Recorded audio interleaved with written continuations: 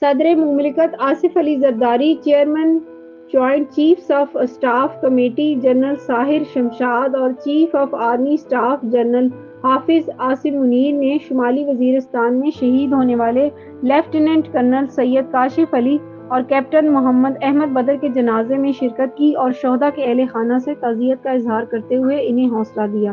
صدر مملکت، chairman joint chiefs of staff committee general Sahir Shamshad, chief of army staff general Hafiz Asim Munir نے میر علی حملے کے شہدا کو خراج عقیدت پیش کرتے ہوئے دہشت گردوں کو منہ توڑ جواب دینے کے عزم کا اعادہ بھی کیا۔